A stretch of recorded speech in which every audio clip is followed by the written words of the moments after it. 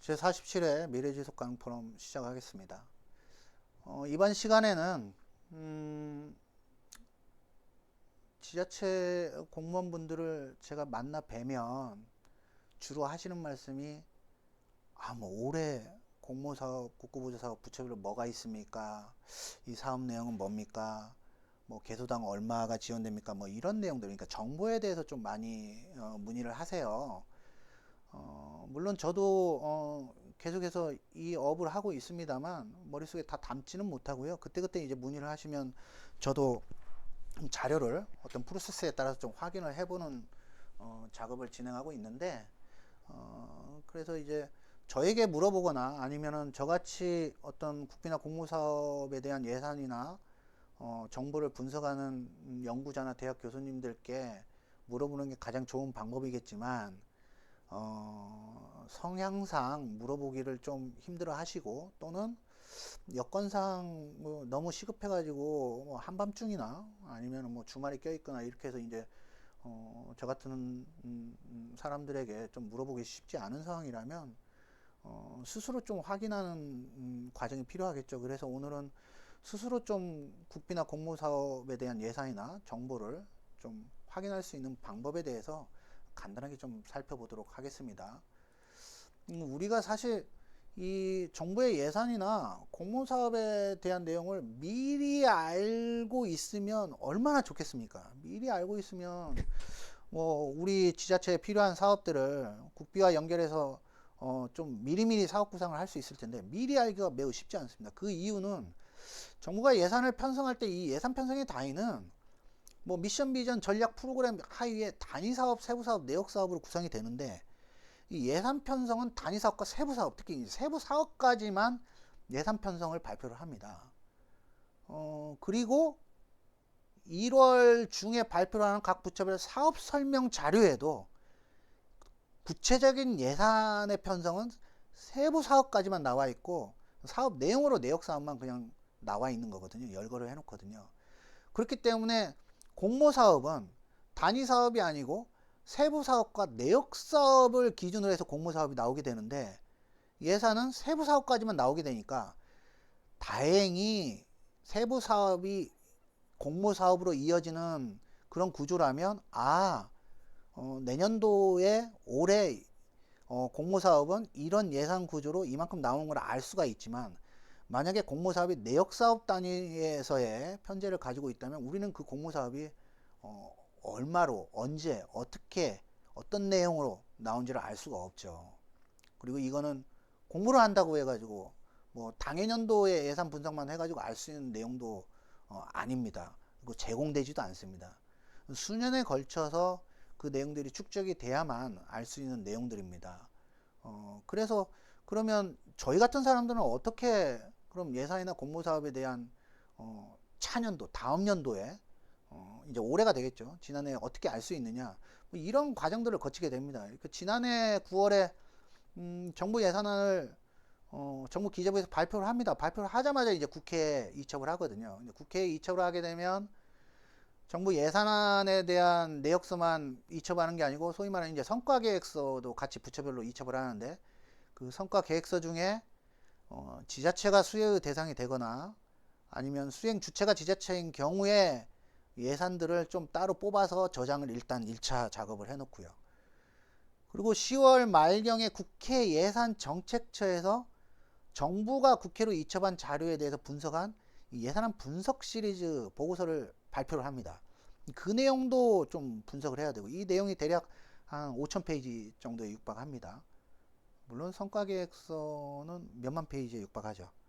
그리고 나서 11월이 되면, 10월에는 국회가 국정감사를 하기 때문에 예산심사를 본격적으로 하지 아니하고, 11월이 되면 국회에서는 국회 상임위에서 예산심사를 검토를 하고, 예산심사를 하고, 그게 끝나고 나면 예결특위에서 검토를 하게 됩니다. 이 세 가지 단계를 거치면서 각각의 보고서가 나옵니다.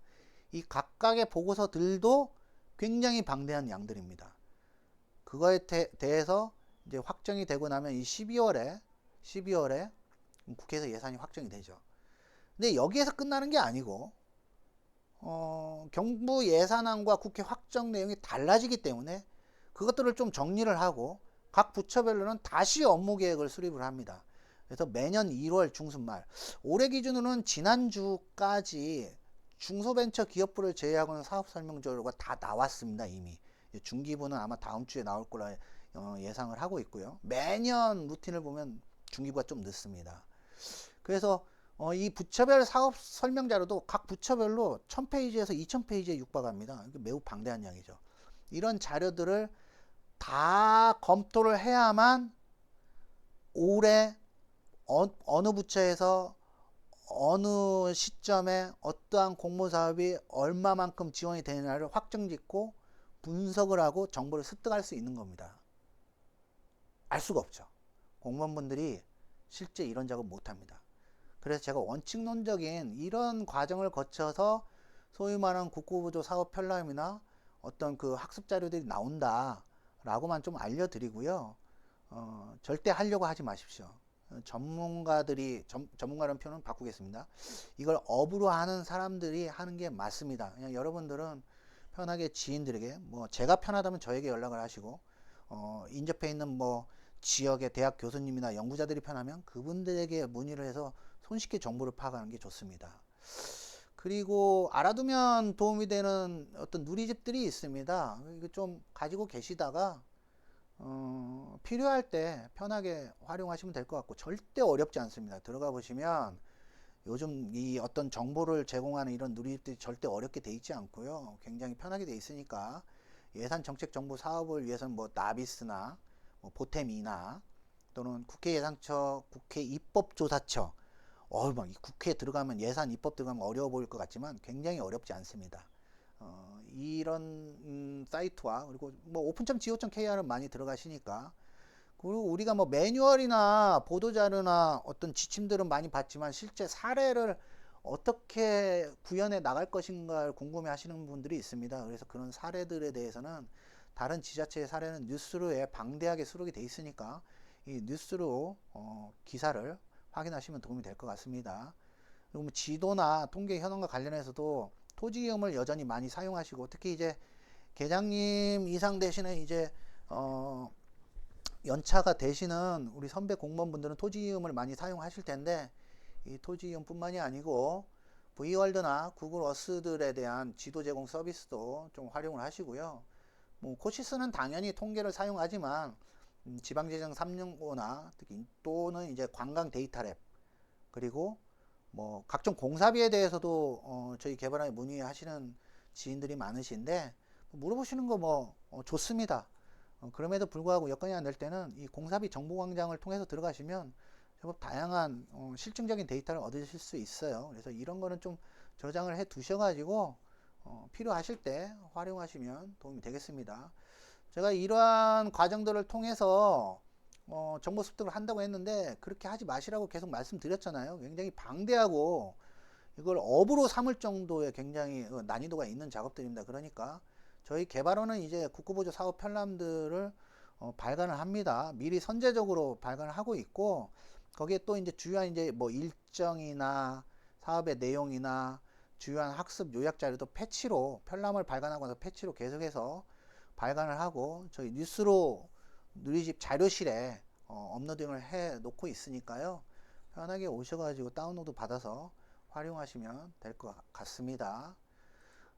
이제 벌써 다음 주네요. 다음 주가 되면 설 연휴가 시작되고요. 저희는 설 연휴 지나고 나면 물론 이제 보직 변경되신 분도 있고 그대로 올해 또 업무를 하시는 분들도 계시겠습니다만, 매년 1, 2월에 하고 있는 저희 공개교육, 그러니까 국비 공모 확보를 위한 이 좀 심화 과정이라고 할 수 있습니다. 공개 과정이긴 합니다만 2월 6일 7일에 걸쳐서 양일간 서울 영등포구 하이 서울 뉴스 호스텔에서 진행이 됩니다.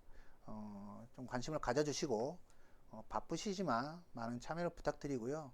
혹시 이제 해결되지 않는 좀 더 관심을 가지고 있는 공모 사업이나 사업 계획서들이 있으면 함께 가져오셔서 저희 강사진 뿐만이 아니고 연구 박사들이 같이 양일 동안 있을 계획이니 그 양일 동안 현장에서 코칭을 받으시는 그런 기회로 활용하시면 더욱 좋을 것 같습니다.